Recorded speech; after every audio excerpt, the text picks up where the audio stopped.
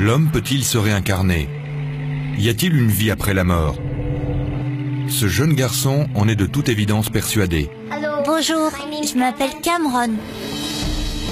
Cameron se souvient avoir grandi dans une vie antérieure sur la petite île écossaise de Barra, à plus de 400 km au large de Glasgow, où il habite actuellement.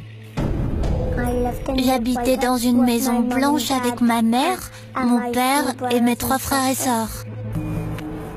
Apparemment, il était à Barra. Et tout à coup, il est tombé et a atterri dans mes bras. Si je lui demande qu'est-ce que tu entends par là, il me répond j'étais à Barra. Et je suis tombée dans une sorte de trou. Des enfants du monde entier prétendent se souvenir de vies antérieures. C'est un phénomène particulièrement intéressant. Avec l'aide du psychiatre Jim Ticker, Cameron et sa mère vont essayer de percer le mystère de sa soi-disant vie antérieure à Barra. Existe-t-il des explications rationnelles aux coïncidences étonnantes qui vont suivre? Ou faut-il y voir l'œuvre de forces surnaturelles?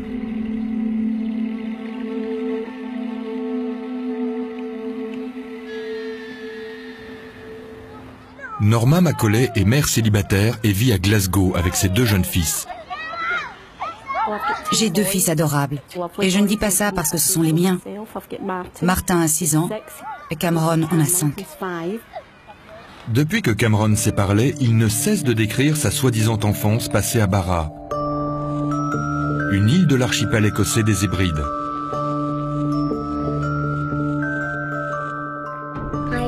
Je vivais dans une maison blanche avec ma mère, mon père et mes 3 frères et sœurs. Depuis qu'il a 2 ans, la famille de Cameron ne cesse d'entendre la même histoire. En grandissant, ses propos n'ont pas changé, ils sont juste plus précis.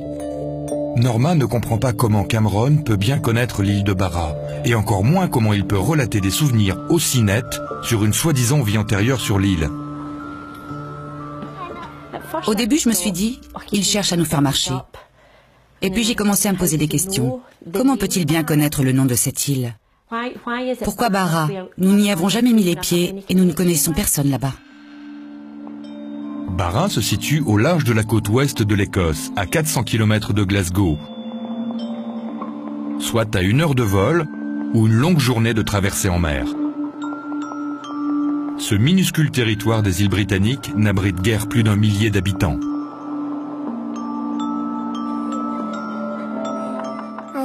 Mon endroit préféré à Barra, c'était la plage. J'emmenais mon chien et on jouait tous ensemble avec mes frères et mes sœurs. Il me disait souvent, ma maison est à Barra. On voyait les avions atterrir sur la plage. Il disait que les avions se posaient sur le sable. À Barra, il y a plein d'espace pour jouer, alors qu'ici, les maisons sont collées les unes aux autres.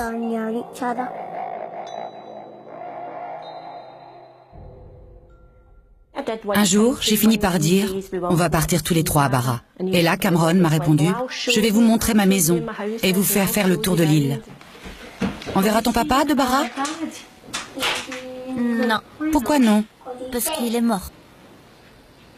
Il est mort? Il dit que son papa de Barra n'a pas regardé avant de traverser. Mon papa de Barra s'est fait renverser. Cameron prétend même connaître le nom de son père à Barra. Shane Robertson. Shane Robertson? Ouais. Et qui est Shane Robertson? Mon papa de Barra? Ton papa de Barra. La voiture roulait vite. C'est comme ça qu'il s'est fait renverser? Ses amis et ses proches ne sont pas restés indifférents à l'histoire de Cameron. Sa voisine, Diane Miller, le connaît depuis sa naissance. Il est l'ami d'enfance de son fils Aaron. Bonjour. Cameron a commencé à parler de sa famille de Barra lorsqu'il avait à peine 2 ans. Et mes frères, mes sœurs et mes amis aussi. Oh, tu avais aussi des amis à Barra? Ma maison de Barra par-ci, ma famille de Barra par-là. Cameron n'en démordait pas, il soutenait avoir une famille là-bas. Comment s'appelait-il? Shane Robertson. Le fait qu'il répète sans cesse, mot pour mot, la même histoire m'a fait prendre conscience qu'il ne plaisantait pas. Et il s'est fait renverser par une voiture. Plus les années passaient et plus l'oncle de Cameron, Ian Watson, a pris au sérieux ce qu'il considérait, au début, comme le fruit de l'imagination de son neveu. Il a toujours été constant dans ses propos, ne s'est jamais contredit et répète la même histoire depuis 3 ans sans jamais avoir fait preuve de la moindre hésitation. Il suffit de le regarder quand il raconte son histoire pour comprendre qu'il croit fermement à ce qu'il dit. Ma maman de Bara avait les cheveux longs, mais elle les a coupés. Il était soi-disant auprès de sa maman de Bara, avant que je ne le prenne pour venir vivre avec nous. Combien de fois m'a-t-il répété que j'aurais adoré sa maman de Bara, tellement elle était gentille. Un jour, je lui ai demandé pour rigoler, « Qui préfères-tu, moi ou ta maman de Bara ?» Il m'a répondu qu'il nous aimait toutes les deux. Je pensais qu'il dirait qu'il me préférait à elle. L'attachement émotionnel de Cameron envers sa mère de Bara était tel qu'il commençait à souffrir terriblement de son absence, à la grande consternation de Norma. Un jour à la crèche, il s'est mis dans tous ses états. Il a dit qu'il voulait que ce soit sa maman de Bara et non moi qui vienne le chercher ce jour-là. Et il a fondu en larmes. Il n'arrêtait pas de dire « Je veux retourner à Bara, je veux retourner à Bara. Ma famille me manque. » Mettez-vous à ma place. Que répondre dans ces cas-là?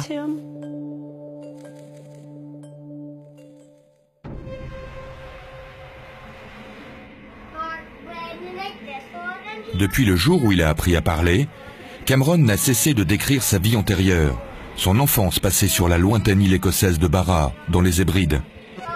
Cameron veut désespérément retourner à Bara, mais Norma, sa mère, souhaite comprendre s'il existe une explication rationnelle à ces bien étranges souvenirs.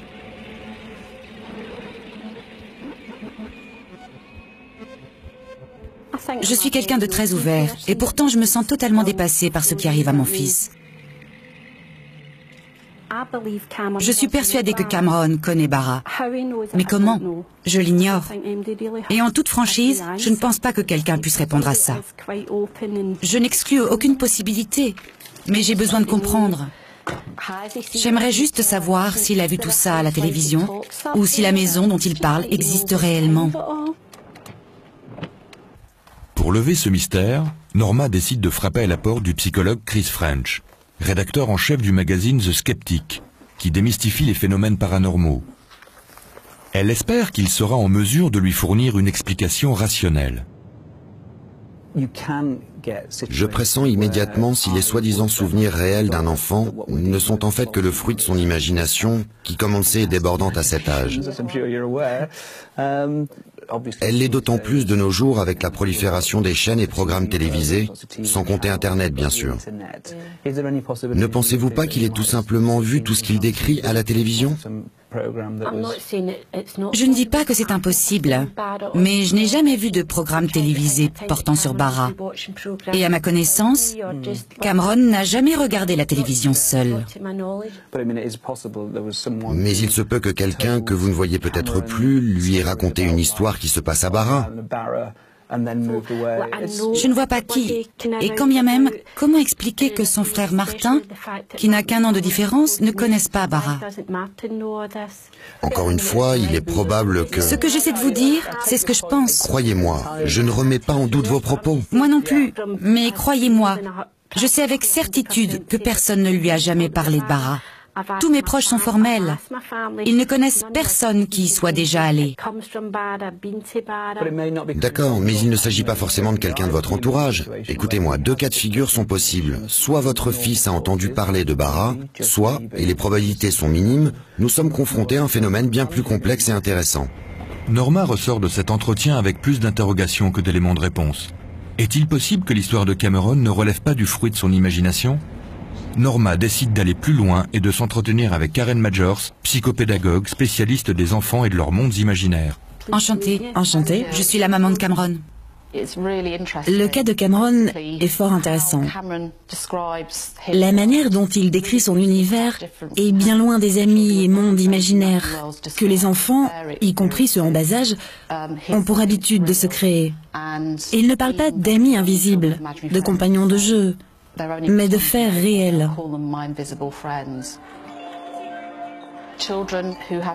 Les enfants qui se créent leur univers, leur bulle si vous voulez, en sont les maîtres. Ce sont eux qui tirent les ficelles, qui décident de ce qui se passe.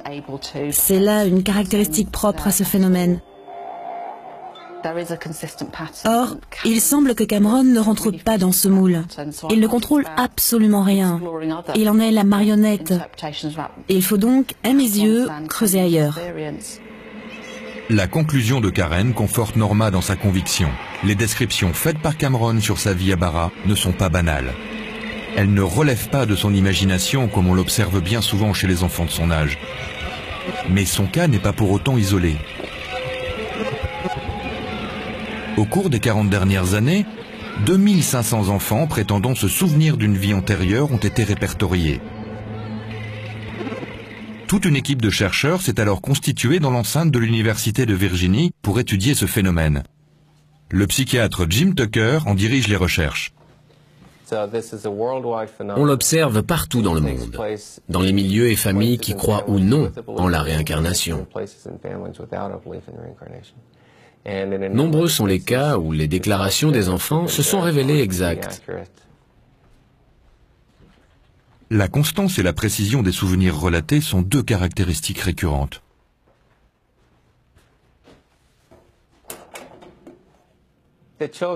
Les enfants commencent généralement à parler de leur vie antérieure à un très jeune âge, vers 2-3 ans. Certains restent purement factuels, alors que d'autres montrent de l'empathie et éprouvent de la nostalgie envers leur ancienne famille. Jim enregistre les témoignages des enfants pour ensuite rechercher un lien possible avec une personne ayant vécu par le passé. Bon nombre de cas recensés semblent défier les lois du rationnel. Comme en témoigne l'histoire d'un petit garçon du Midwest aux États-Unis que le docteur Tucker a personnellement étudié. C'est le cas particulièrement intéressant d'un enfant prétendant être la réincarnation de son grand-père. Selon lui, Dieu nous donne une carte pour revenir sur Terre. C'est cette carte qu'il a voulu représenter ici sur son dessin. Gus Taylor est le petit garçon qui a dessiné cette fameuse carte. Il affirme depuis son plus jeune âge être la réincarnation de son grand-père. Gus a aujourd'hui 10 ans. Un jour, alors que je changeais la couche de mon fils sur sa table allongée, il devait avoir 1 an et demi. Il m'a regardé et m'a dit, « Tu sais, quand j'avais ton âge, je changeais souvent ta couche. » J'étais sidéré. C'est son grand-père qui lui a donné le nom de Gust.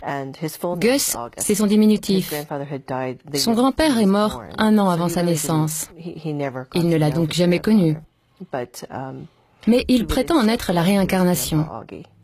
Chaque fois que l'on parlait de grand-père Augie, il disait « Vous parlez de moi ?» Il était si catégorique qu'on avait l'impression que ça coulait de source. Je suis où? Là. Là. Tu me vois ailleurs sur les photos? Gus avait 4 ans lorsque Ron lui a donné un vieil album de famille. À la surprise de ses parents, Gus a été capable de reconnaître son grand-père sur une vieille photo de classe et d'identifier la première voiture qu'il s'était offerte. Il m'a montré une photo et je lui ai dit que c'était ma première voiture. Mon père a répondu, alors ça c'est étrange. C'est en effet sa première voiture. C'est plutôt effrayant. Le sentiment de contrariété de Cathy et Ron face à la capacité de Gus à identifier son grand-père sur les photos va très vite laisser place à la consternation. Gus et moi étions en train de papoter lorsqu'il a commencé à parler de grand-père Augie, ce qui n'était pas inhabituel en soi.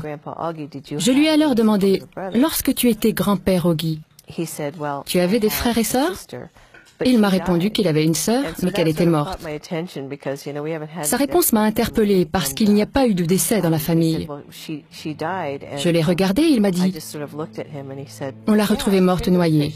De méchants garçons l'ont tuée. Je suis resté sans voix. J'étais abasourdi.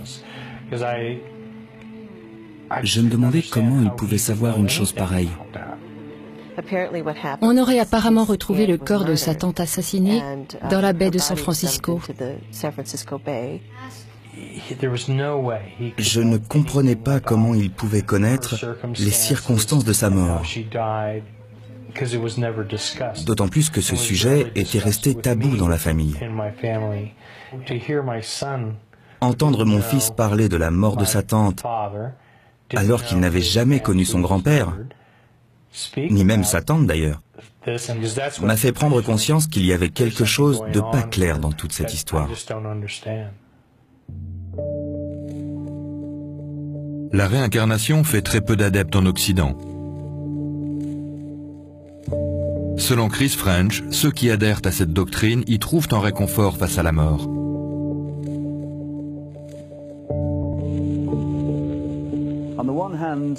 D'un côté, la science soutient qu'il n'y a rien après la mort. D'un autre côté, il y a tout un courant de pensée qui prétend qu'il y a une vie après la mort, que nous retournons auprès de nos êtres chers. Vu sous cet angle, l'homme renaît perpétuellement. Qu'y a-t-il de plus plaisant? Chacun de nous aimerait croire qu'il en est ainsi.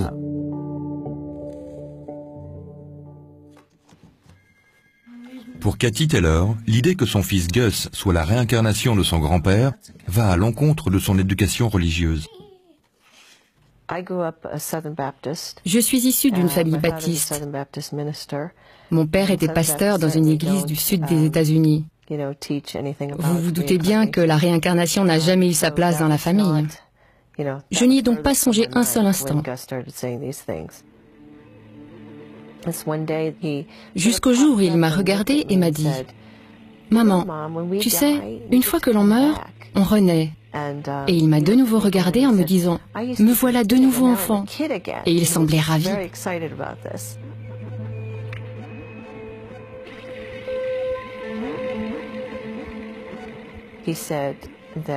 Il disait que Dieu lui avait donné un ticket. Il faisait également référence à un hublot. Il serait soi-disant passé à travers un hublot pour se retrouver dans la peau d'un enfant.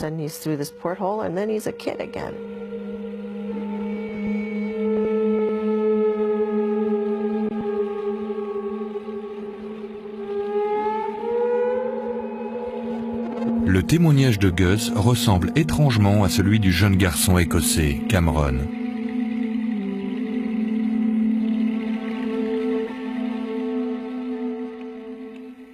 Il dit être tombé et s'être retrouvé ici. Lorsque je lui pose la question « Comment ?», il me répond qu'il était à Barra, qu'il est tombé et atterri dans mes bras. Si je lui demande ce qu'il entend par là, il me répondra qu'il est tombé dans une sorte de trou.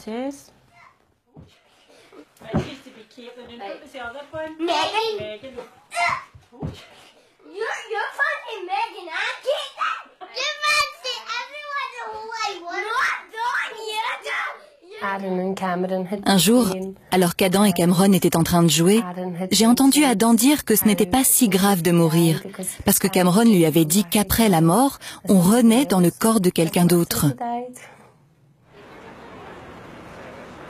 Norma s'est vite rendu compte qu'il n'existe pas de réponse simple aux interrogations soulevées par les souvenirs mystérieux de Cameron.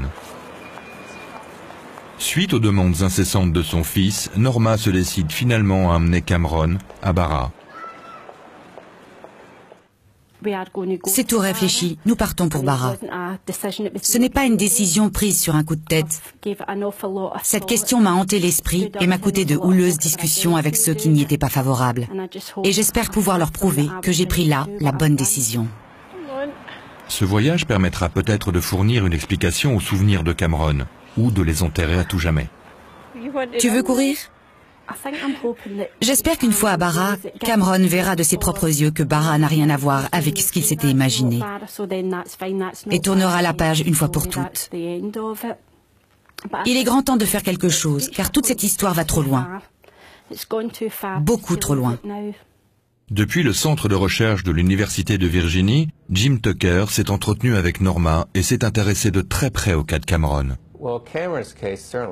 Tous les détails fournis par Cameron devraient nous permettre de lever ce mystère. Barra est une petite île et nous disposons d'un nom.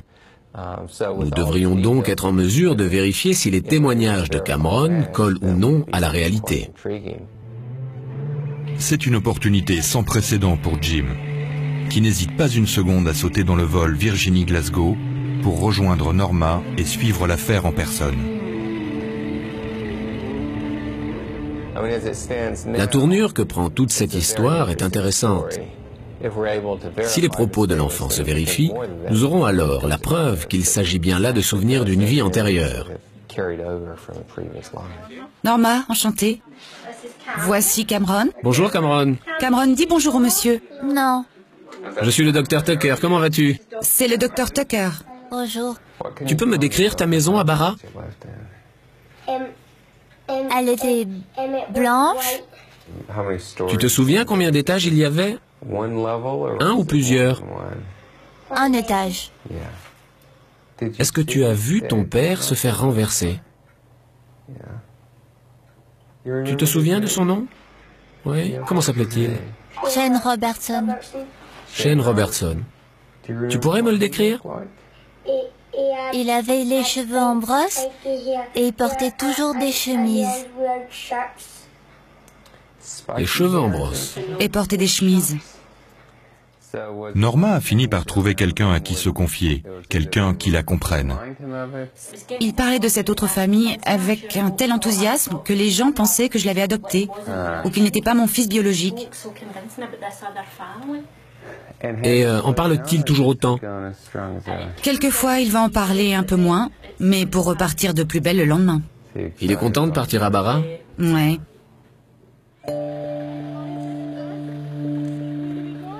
Après avoir entendu Cameron parler de sa soi-disant vie antérieure sur cette île lointaine pendant 3 longues années, Norma et Martin l'emmènent pour un voyage vers une autre vie. Comment va-t-il réagir? Cette confrontation va-t-elle le bouleverser? Que faire si tout ce qu'il a décrit est réel? Cameron va finalement se rendre à l'endroit qu'il appelle « ma maison ». Je veux garder mon sac. Le psychiatre Jim Tucker, expert dans ce type de phénomène, va les accompagner. Cameron dit s'être rappelé Robertson et avoir vécu dans une grande maison blanche avec plein d'autres enfants. Il dit avoir eu un chien noir et blanc. Sa maison donnait sur la mer, depuis laquelle il regardait les avions atterrir sur la plage. Est-ce que ces souvenirs manifestes peuvent correspondre à la réalité ?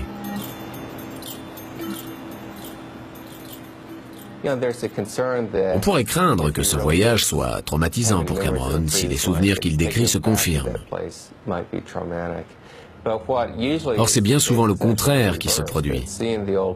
C'est en effet en retournant sur les lieux que l'enfant parvient à se libérer.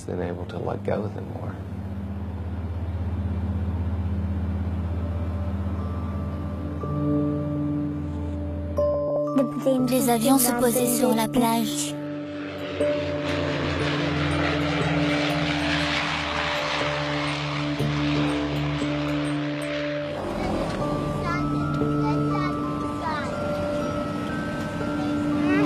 Je t'avais bien dit que c'était vrai.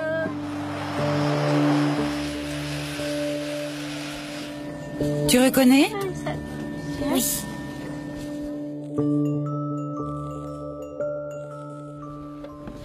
Ça va, mon chéri? Oui? Tu es un grand garçon.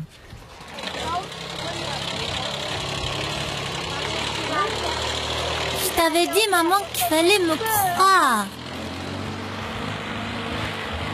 Quand il m'a dit, tu vois, maman, je t'avais dit que c'était la réalité.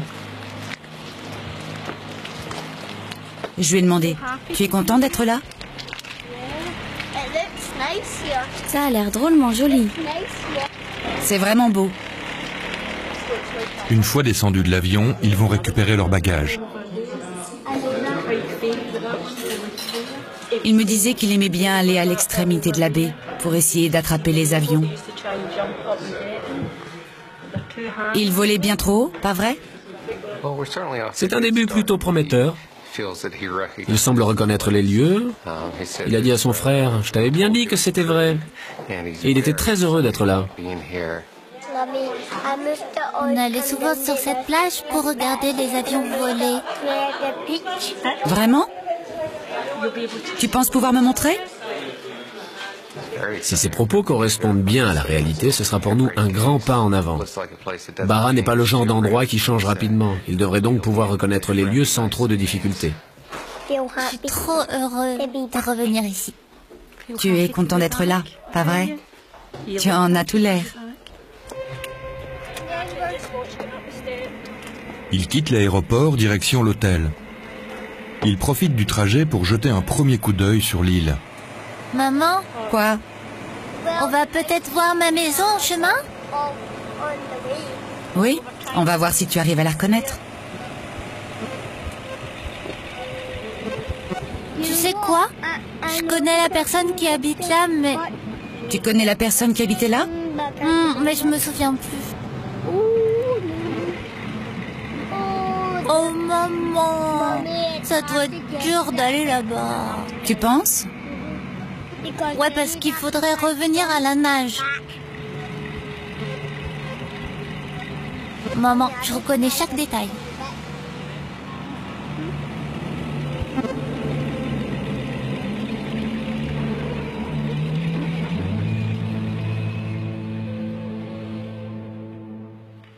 Cameron, ne saute pas sur le lit, tu m'entends? Tu te rends compte qu'on est ici à Barra? Ouais, rien n'a changé. Je reconnais la plage. Tu la reconnais? Cette île m'a l'air magnifique, non? Oui, oui, oui, oui. Dis-moi ce que tu aimerais faire demain quand... Aller à la plage. Descendre jusqu'à la plage? Ouais, comme ça je pourrais te montrer ce que je faisais. Me montrer ce que tu y faisais? Mes chaussettes, elles sont où mes chaussettes?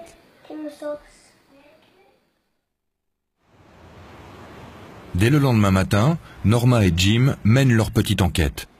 Première étape, le centre du patrimoine local, à la recherche de la moindre trace sur la famille Robertson et l'homme que Cameron appelle son papa de Barra. Mon papa de Barra s'appelait Shane Robertson et il s'est fait renverser. Bonjour. Bonjour, je me présente Norma, enchantée. Callum McNeil est historien local. Callum McNeil. Heureux de faire votre connaissance. Enchanté. Le nom de Shane Robertson ne me dit rien. Des Robertson, il y en a eu, mais des Shane, non aucun.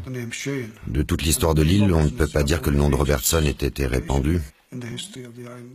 Aucune preuve ne vient donc attester qu'il y ait bien eu une famille du nom de Robertson qui aurait vécu dans une maison sur la côte.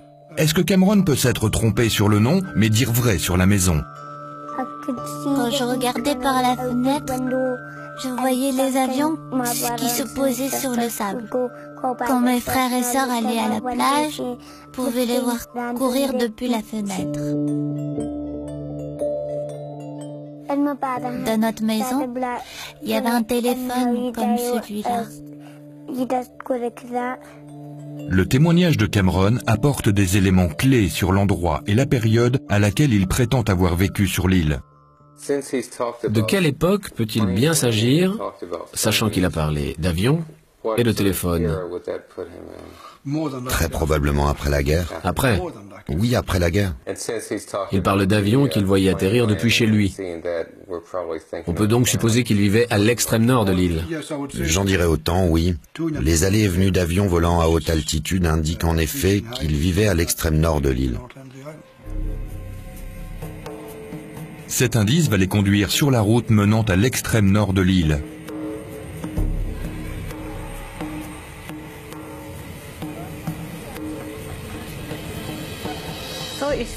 Il paraissait bien aller, mais je ne vous cache pas que j'étais très inquiète. J'espérais qu'il reconnaisse quelque chose pour son bien et le mien, car il nous fallait absolument lever le voile sur cette affaire.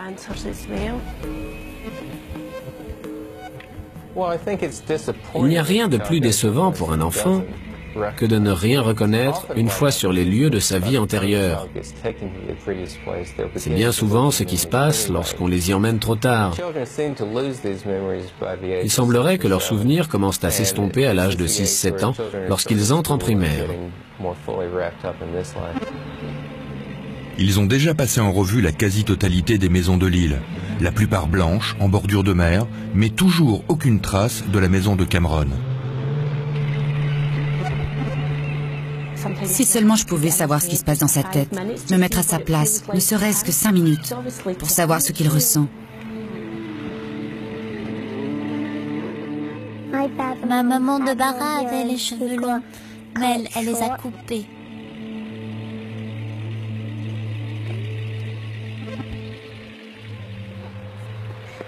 Alors que la déception gagne Jim et Norma, Cameron, lui, est tout simplement heureux d'être à Bara. Il ne tient pas en place tellement il est heureux d'être là. Hier, il m'a même demandé si sa joie se lisait sur son visage. Il n'a pas arrêté de répéter à son frère, « Tu vois, je t'avais bien dit que c'était la vérité, que je ne mentais pas, tu vois ?»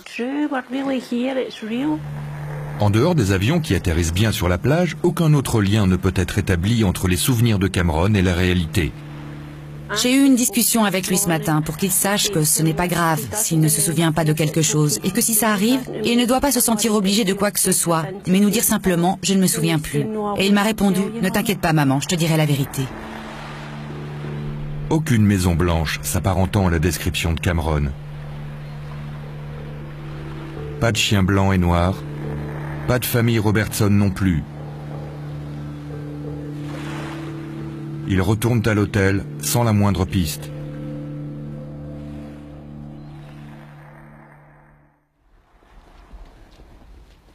Le lendemain matin, ils reçoivent un appel de Callum McNeil, du Centre du patrimoine de Bara.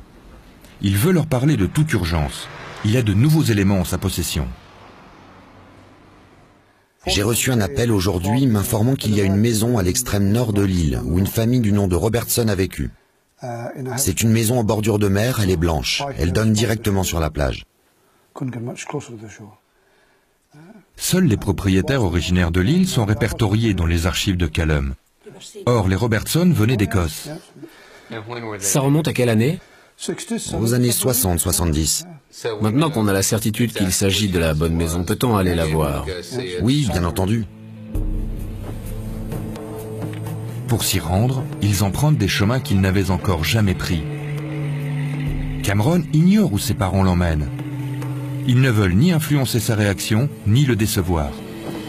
Ils suivent une petite route côtière les menant tout droit à la maison.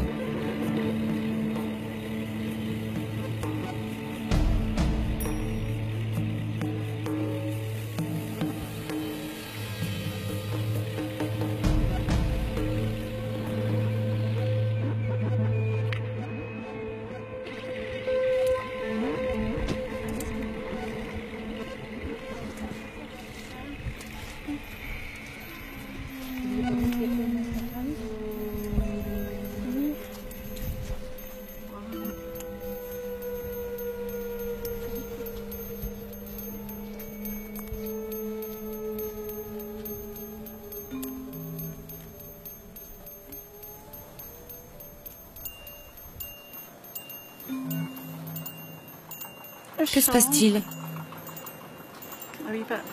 Ça ne va pas? C'est ta maison, c'est ça? Il ne faut pas que ça te rende triste. C'est ta maison, pas vrai? Ne t'inquiète pas. Qu'est-ce qui se passe? Je pense qu'il est sous le choc. Ça va aller. Ça te rend nostalgique, c'est ça? Cameron, de nature si bavard, ne dit plus un mot.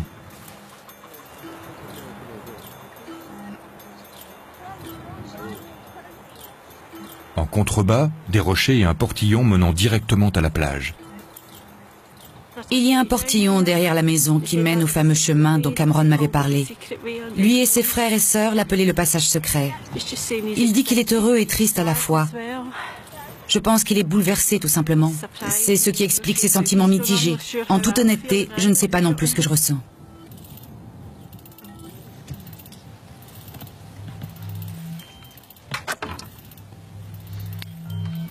On peut entrer?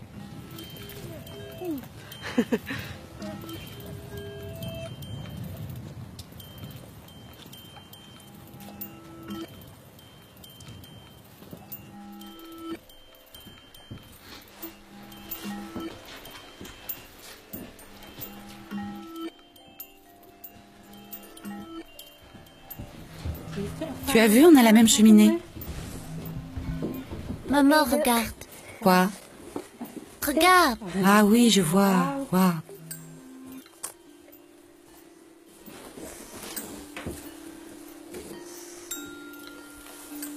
Ça va? Bien que les meubles et l'intérieur soient récents, quelques éléments de la maison, notamment la cheminée, sont restés en l'état depuis des décennies.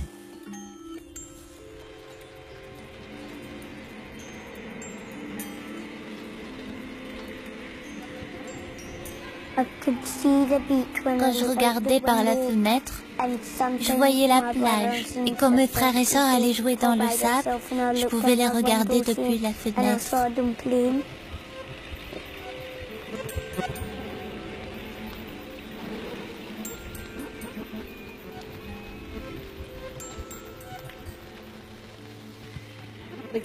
C'était la chambre des filles? Oui. Et la chambre des garçons était dans l'autre pièce? Oui.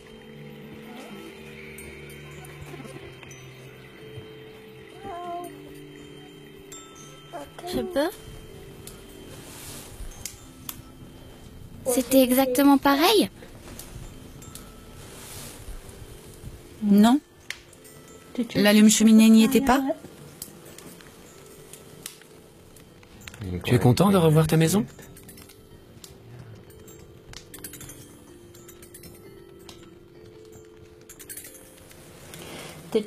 Tu pensais revoir ta maman de Bara? Non?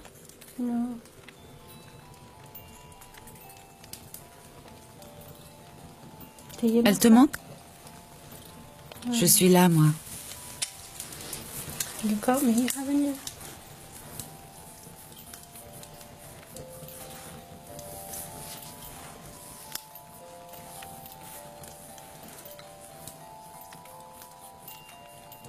Tu te sens prêt à retourner à la maison maintenant? Tu veux reprendre l'avion et rentrer à la maison?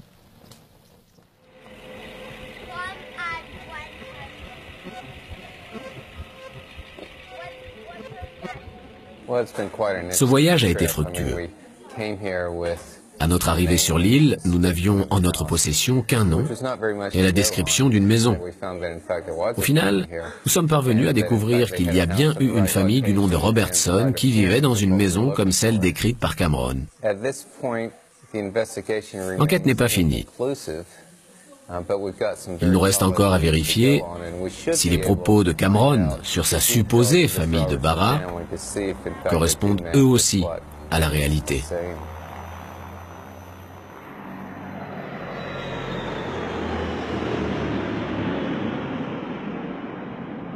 De retour à Glasgow, Norma fixe un rendez-vous avec la généalogiste Ruth Boreham, qu'elle avait préalablement contactée pour retracer l'histoire de la famille Robertson.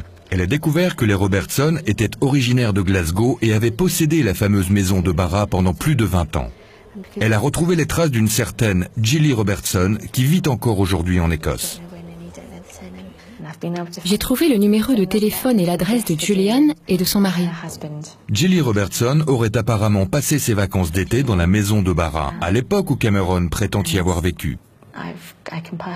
Vous pouvez le garder et... Vous pensez que je peux la contacter? Son adresse et son numéro de téléphone sont dans l'annuaire, donc à la portée de tous. Vous pouvez donc en effet envisager d'entrer en contact avec elle. L'âge correspond. Elle a 2 fils, 2 frères et une sœur. C'est incroyable. Norma a désormais entre les mains les coordonnées d'un membre de la famille des Robertson. Leurs questions ne vont pas rester sans réponse.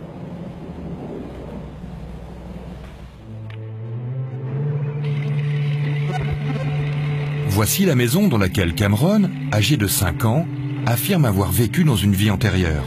Il soutient y avoir grandi avec sa famille, les Robertson.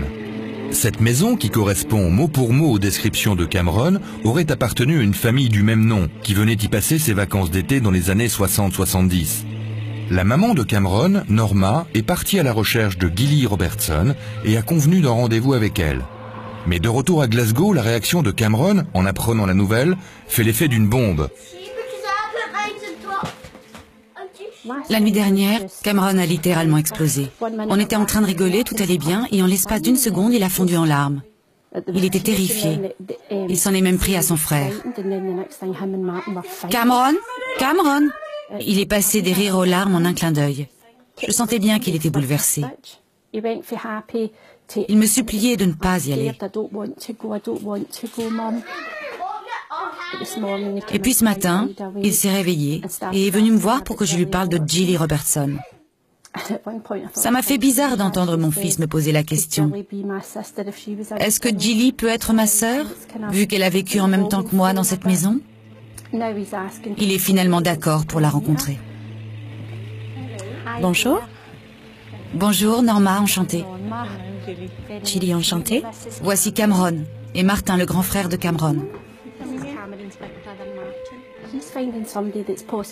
Je pense que Cameron était effrayé à l'idée de rencontrer celle qui pourrait bien être sa sœur. Il avait peur d'être obligé de retourner auprès de sa famille de Barra. Voici la maison et en contrebas la magnifique plage. C'était comme ça quand tu étais à Barra? Et tu as trouvé la maison changée quand tu y es retourné? Il l'a trouvée changée. Oui, moi aussi je trouve que la maison a beaucoup changé. Le nouveau propriétaire l'a rénovée dans un style plus moderne. Je jouais sur la plage, j'emmenais mon chien et je m'amusais à lui lancer un bâton. Lorsque vous alliez à Barra, avez-vous le souvenir d'avoir eu un chien? Ah, vous devez parler du chien de Callum et Peggy, qui habitaient dans cette maison. Ils avaient un chien de troupeau. Le chien noir et blanc dont parle Gilly correspond à la description qu'en avait fait Cameron. Qu'en est-il de Shane Robertson, le supposé père de Cameron? Il n'y a aucun Shane dans la famille. J'avais un oncle qui s'appelait James, un autre Seamus. Tous ces noms sont de même consonance, alors peut-être qu'il y a eu confusion. J'ai aussi un cousin qui s'appelle James, mais Shane, non, je ne vois pas. C'est ce fameux accident de voiture. C'est justement ce qu'on aimerait savoir. Il n'a pas donné plus de détails sur ce point. À ma connaissance, personne dans la famille n'est décédé dans un accident de voiture. Je me demandais alors s'il y avait eu dans votre famille un enfant qui serait décédé ou... Non, aucun enfant de la famille proche n'est mort. Il s'avère donc que certains souvenirs de Cameron sont authentiques, comme par exemple le nom de famille, les descriptions de la maison, de l'île et du chien. Cependant, d'autres éléments tels que le nom et la mort de son père ne correspondent pas à la réalité.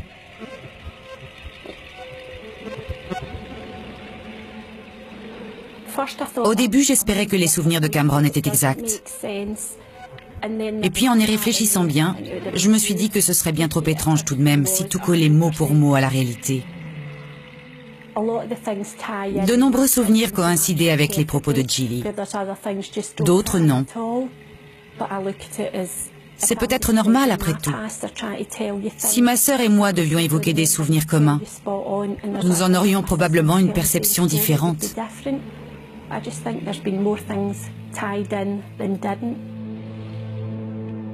Si les souvenirs de Cameron sont bien ceux d'une vie antérieure, alors nous devons nous interroger sur la raison pour laquelle certains éléments sont exacts et d'autres non. S'agit-il de simples et étonnantes coïncidences ou faut-il y voir quelque chose d'autre? Nous sommes peut-être confrontés à des souvenirs entremêlés de vies successives. Nous sommes malheureusement dans l'incapacité d'y répondre. Je ne pensais pas que cette confrontation à la réalité pouvait m'affecter à ce point. Au moment d'entrer dans la maison, j'ai eu un nœud à l'estomac. J'appréhendais la réaction de Cameron. Et j'avais du mal à accepter la possibilité que mon fils ait eu une autre maman.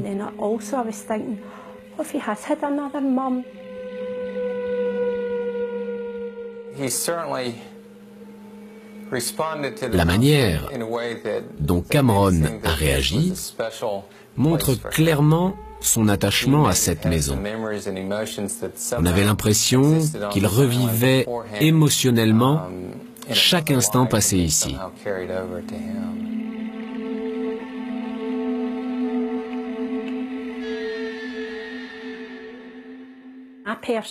Toute cette histoire est plus compliquée qu'elle n'en a l'air. Chacun est libre de se faire son propre jugement, mais à mes yeux, il ne fait aucun doute que mon fils a dit vrai. Il reste des zones d'ombre qui, à mon avis, ne pourront jamais être élucidées. Il n'existe donc pas de réponse claire. Mais une chose est sûre, les souvenirs persistants d'une vie antérieure passée sur une île lointaine ne hantent plus l'esprit de Cameron.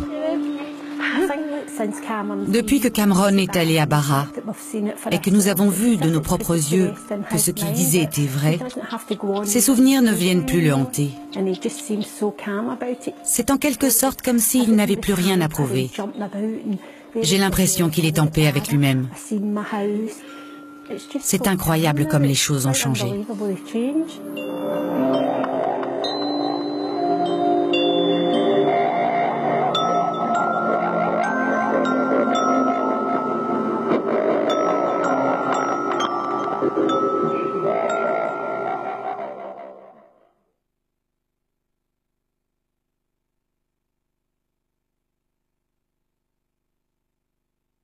Selon sa maman, à son retour de Barra, Cameron s'est apaisé, acceptant que cette ancienne vie qu'il décrit fasse partie de son passé, qu'il ne puisse renouer avec elle. Cameron qui affirme aussi savoir que lorsqu'on meurt ensuite, on revient.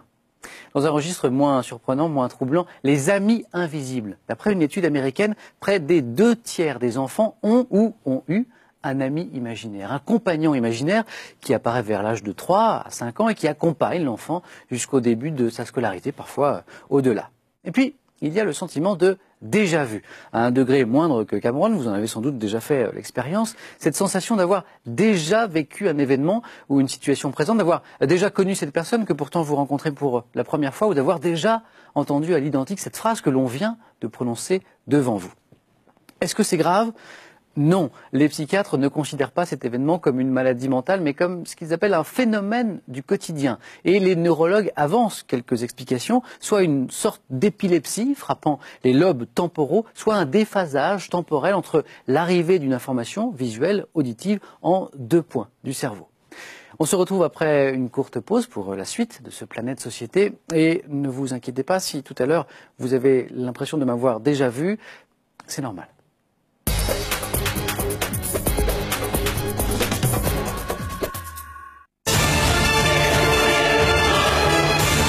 Ça vous va une 9 box de 25 mètres? Bah, attendez Martin, il y a déjà l'offre énorme et puis des dizaines de services dont la vidéo à la demande et le wifi.